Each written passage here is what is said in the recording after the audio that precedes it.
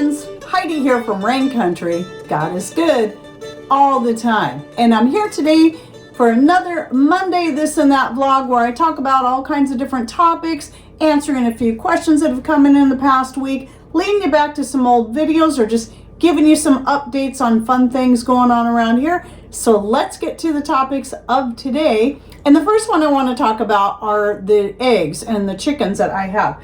So you would have seen in my community section here on YouTube, I posted a photo of my current egg colors that I have right now, which is the most I've ever had, because I've only ever had Buff Orpingtons and black sex links, which all lay tan color eggs, and they all vary just a little bit in shade. So it's been fun having chickens that lay a couple of different colors, such as this light olive green or sage green egg and this darker olive green right here. And so people have been asking me, well, what breed of chicken lays that? And honestly, I couldn't tell you, because those two chickens are both mixed breeds. So I did a little research, and I did find a chart if people are getting into chickens and they want to get all these great colors. Like one I would like to get, I think it's pronounced Maran, M-A-R-A-N. They lay varying shades of a chocolate colored egg to kind of a red browny, almost burgundy. And they're so beautiful that I really would like to get one of those some days, but at some point. But those chickens are really expensive, those chicks. It's funny how we get into having the egg color when really it should just be about the chicken and how well it does in your area and works for you. Buff Orpingtons have been a great breed. I love them so much. They're probably still my favorite chicken as far as just temperament and just everything about them. The chicken called the olive egger that lays this color, and I think there are some other breeds that do. So I'm like, that's interesting. So I got to looking at these chickens, and it come to find out, Roxy, the one that I have that lays that color, well, she's mostly black. She has more the color of the black sex links because she's got the copper color feathers kind of on her chest area, but she's got that little poof of feathers right at the top of her head. So here's a couple pictures of her in the nesting box laying her olive colored egg. And then looking at those olive eggers, chickens, they have that same little poof on the top of their head, but their colors tend to be more of a charcoal gray and kind of starting from a darker color that fades down to a lighter color in their feathers in their body, where Roxy's pretty much all black with one little spot of white at the tip of her tail, which is really funny to me. So obviously she must have an olive egger in her somewhere. And then with Ruthie, she's a little silver chicken that lays this lighter sage. I can only assume that she might have in her the sapphire or sage gem chicken that lays that color, and those do tend to have grays, a lighter, more silvery colors, but still a little different looking than Ruthie. But anyway, if you would like to learn more about chickens and find out what, if you want to have this nice blend of different colors, then I suggest going to that link I'll be putting down below that has a pretty in-depth list of the chickens, the colors of eggs that they lay, including their temperaments, because that may matter to a lot of people, especially if you have young children, grandchildren, and you like them to be able to just run around with the chickens. You want chickens that aren't going to be mean to them. And that's why I love my Buff Orpingtons. And apparently, from what I understand, the Marin, the one that lays those chocolate to purple and burgundy color eggs, they're a pretty docile breed from what I understand. Now, if any of you already have chickens like that, please share in comments down below, and I would like to learn more about that, because I might, even though I'm going to be looking at hatching out some of our own chicks from our rooster and our chickens and our hens this year, I am looking at maybe trying to incorporate some other breeds into our flock. But we got to keep it kind of small, because we're, again, as I've said many times, we're doing, even though we have a couple other pieces of property, we're doing all of this kind of stuff right here on this shy 1/3 acre piece in a neighborhood. So anyway, moving on from there, while I'm on the topic of chickens now, because I have a rooster and one of my older Buff Orpingtons, who's also my sweetest Buff Orpington, Claire. She's always been my favorite. She's going to be, all the 4 remaining Buff Orpingtons are turning 7 years old here in about a month or so. And well, she happens to be Antonio, that's my rooster, his favorite. And she's been getting bald patches on her back. And so what I did was I purchased this chicken saddle on, through Amazon. And I thought I could just make one anyway, but I still wanted something to work off of. And it's really cute. It's denim. It's got the little pocket on the back and a ruffle. And so I thought I would rather try one, see how it fits on the chicken instead of just kind of going back and forth and tormenting my poor hen, trying on these different styles on her that I'm trying to create. And that worked out really good. So it's a really cute little chicken saddle. Before I even put it on her in the first place, I just took some packing paper and that came in a package, so that's why it's all crumpled up, and used this to make a pattern off of that, and wrote some notes on here like the length of elastic and all that, and the size of the ruffle if I decided to add the ruffle.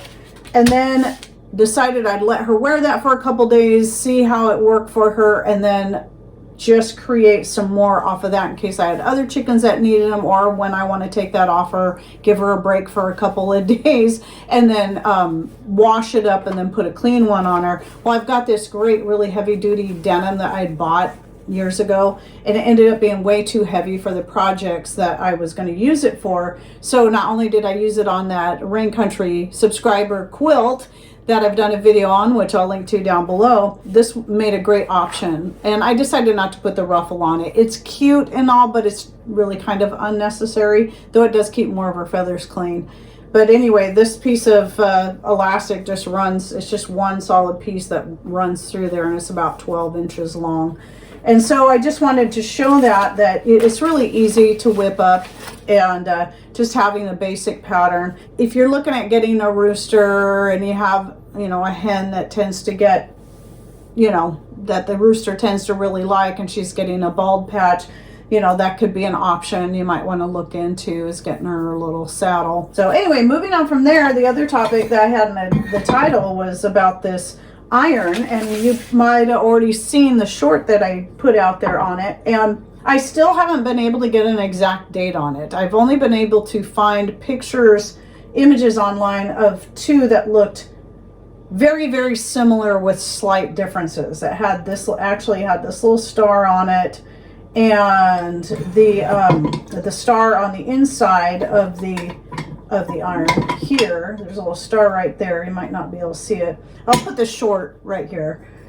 But so I don't have an exact age on this, but it's got to be at least late 1800s or early 1900s. It could be older than that. I'm kind of doubting it, because one thing I learned is that I weighed this thing and it's over 4 pounds.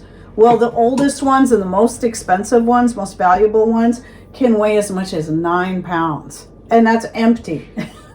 So this is a coal iron, and so you would put hot coals in there, and that's what you would then use to iron your clothes. That's just one of the many old style, and this is cast iron, by the way.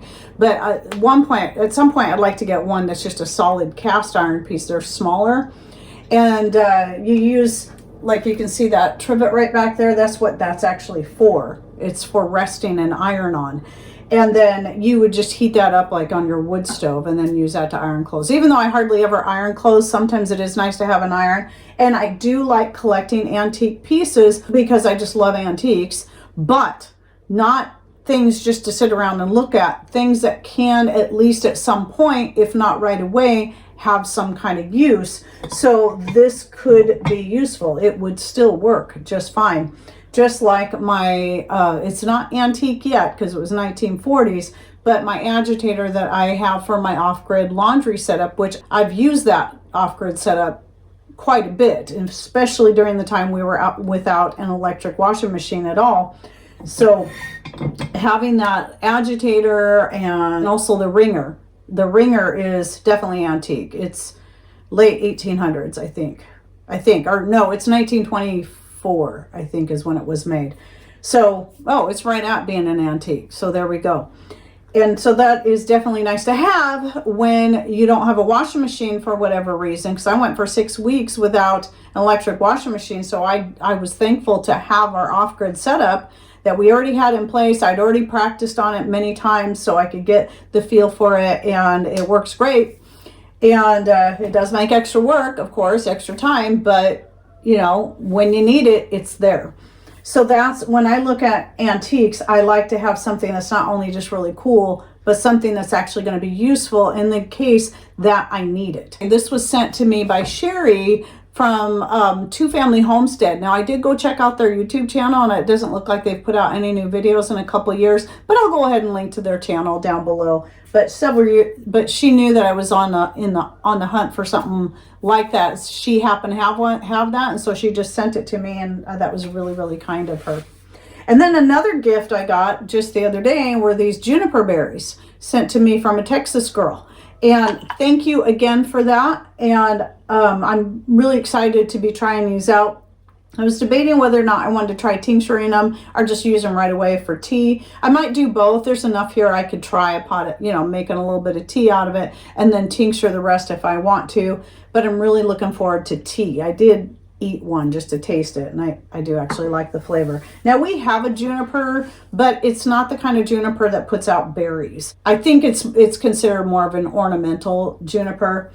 And anyway, juniper berries, so I'm looking more into them. I've come across them a couple times in my videos where I've done videos on specific ailments or conditions and the herbs and more that you can use to help with those different things. And juniper berries has come up a couple times, and also in my in the series that I've been working on with my subscribers on the natural healing testimonies. A couple of different people have shared their own testimonies about using juniper berries. So I've been looking more into that, and I'm starting to put some notes together, and I'm really kind of excited because I think this is going to be a fun one. And I'll be shooting a video on that in the near future. Oh, and back to the eggs again. So last week I was mentioning the dehydrating of raw eggs, and also put out a short to remind people, and then also to lead people back to the full-length video I did on that a year ago, I think it was, which I'll link to that again down below. And one question I get a lot on just about anything, any dehydrated food I put up, people ask, well, how long will it last? Well, the problem I have with this question is, you know, people always want an exact time frame. 2 months, 5 years, 25 years.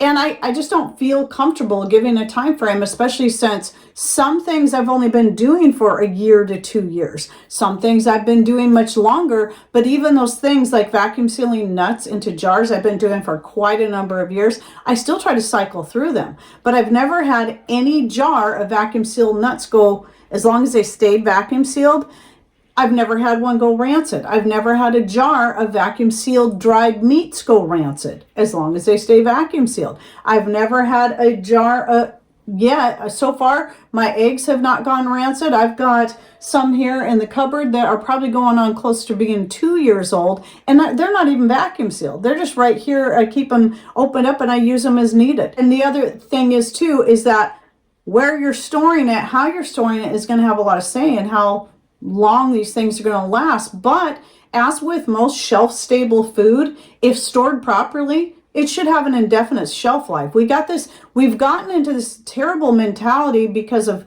corporations and governments forcing companies to put expiration dates on their food, that after, you know, as soon as the expiration hits, oh, you got to throw all this food out. Well, most of that means nothing. Those dates on there, most of it means nothing. It doesn't mean just a certain day everything's going to expire. There's some things that might not be so good after a certain amount of time. They start to lose quality. Usually that's the worst of it. They're going to lose quality. They're just not going to, if it's a shelf-stable product, like dried food vacuum sealed into jars or Mylar bags or whatever, they should last indefinitely. You just might lose some quality over time. So I have a video I did, I think maybe up to 2 years ago, a little more in depth on this. I'll link to down below if you'd like to learn more. But a lot of people want these answers. They want exact dates, and they get angry if you don't tell them exactly how long something's going to last. Well, again, there's different variables that are going to have a say in it. But generally speaking, I would say indefinitely if you store it properly. Now, the next thing is I'm going to try to keep this really brief. It's the freeze dryer thing again. And it's not really about the freeze dryer. It's about the silly debates that come up just because somebody is not interested in investing in a freeze dryer because they would rather take that same money and invest it in something else. There's always going to be one or two people that get all offended because of somebody's personal preference or choice. And this time it wasn't directed at me, it was, which usually it is. I've had people insult me greatly simply because I do not want a freeze dryer. And then some people just make an assumption, well, just because you can't afford it, that's not why I don't have a freeze dryer. And for all I know, the lady that made the comment, it might not have anything to do with whether or not she can afford it. She may just not be interested in putting her hard-earned money into that particular equipment when she'd rather put it into something else, which is totally me. We have enough money set aside. If we really wanted a freeze dryer, we could go buy the biggest, fanciest model right now and pay cash for it, no problem. I still don't want one. Also, I've been offered one for free. I still don't want it. I have my reasons, and it doesn't mean, like, here's the other insult. Why do you hate the freeze drying community? That is the dumbest thing I've ever heard. I do not hate people because they have a freeze dryer. If people have a freeze dryer, they're investing in it and they love it, and I know there's quite a few out there that absolutely love theirs. They also find ways to get some of their money back by selling some of these items or whatever, or giving as gifts to people. That's cool. Obviously, I have no problem with that. But to get angry at someone because they don't want to invest in a freeze dryer, they would rather have a much less expensive dehydrator or even build their own setup that requires no electricity, which means even more self-sufficiency, and just dry their food either in the sun or next to the wood stove, like is our other method of dehydrating. Getting mad at people for not wanting to make that investment is like getting mad at somebody for not wanting to invest in a Rolls Royce when maybe a far less expensive vehicle does them just fine and they're not interested in a big fancy car like that. So it's really silly for all this hatred just because of somebody's choice. And the same goes in reverse. If you have no interest in a freeze dryer, or if you can't afford a freeze dryer, there's no reason to hate on people who have one and love it. But what people do need to understand when it comes to channels, in quite a few of the cases out there, people who have channels and then have freeze dryers and then they're promoting the freeze dryer, in most cases, they were given that freeze dryer for free, just like the offer that was made to me that I turned down. Just like my Nakano knives. Now, I have purchased some of my Nakano knives, but the company has also given me some of their knives. And my very favorite one is the most expensive one, I've come to find. That is my favorite knife. I love that. But I'm not going to try to make people feel bad for not having a $200, $250 knife when I got mine for free. And especially considering the fact that I made it just fine most of my life without a fancy knife like that. Whatever garage sale knife or knife that was given to us that we had on hand that I'd have Patrick sharpen for me frequently, that's what I had. That's what I used.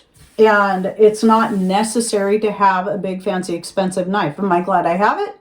Absolutely. But I'm not going to make anyone feel like they're less than or hate on them because they're not investing in a $200, $250 knife. I mean, that's just dumb. Now, I could go on right now about the reasons and the research I've done, but I already have 2 videos out on the reasons why I won't own a freeze dryer. And there's several reasons, and it's my personal choice. And if people are on the fence of trying to decide, is it worth the investment, or would I be better off investing in getting a good wood stove that would make me more self-sufficient, or getting a generator for when power outages come? I mean, people have all their different ways that they would rather invest their money. So if you want to know why I won't do it and the research I've done, you can go watch the 2 videos I have out already, especially for those who feel pressured into buying one when they can't afford it, or those that are just on the fence trying to decide, well, this person over here is talking like it's the greatest thing ever, but then this person over here is saying this and that about it and all these issues that they've had with theirs.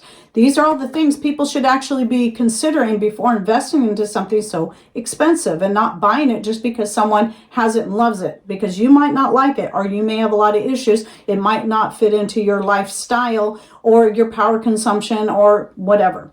So just too many variables to consider that we shouldn't be judging people on their choices. I don't judge people because they decided to invest in an air fryer or an Instapot and a Vitamix, even though I have no interest in any of those things. Do what's right for you. That's all that matters. I have investments in things that are more expensive than other people would probably see worth it. Like my Country Living grain mill was totally worth it for me to invest in it, where somebody else would not find that a good investment for them. That does not make them wrong and me right, or vice versa. It means we're doing what's right for us as individuals. Bringing it back to a lighter note. So the other day, I'm watching the grandbabies, and Jace, the middle one, he loves to pull out all the books and just lay them out and look at them. Obviously, he's got a ways to go before he learns how to read, but I love that he does that. So he had all the kids' books that I've been collecting over the years, back before I even started having grandkids, but so I could have them on hand. And Rowan, the youngest one, she was rolling around on the floor, and she just happened to pick up the Little Red Hen and was looking at it. And I caught this really cute picture of her, because I'm like, perfect. She chose wisely. And I just love that. So yeah, Little Red Hen. If you don't have that for your kids or your grandkids, get that book. That should be one of the most important books that they have in their book collection. Anyway, I hope you enjoyed my this and that for the week. Don't forget to check out the videos I'll be linking to down below. And any thoughts, ideas, suggestions, or comments you'd like to make, please put them in the comments down below. And thanks for watching. Take care, and God bless.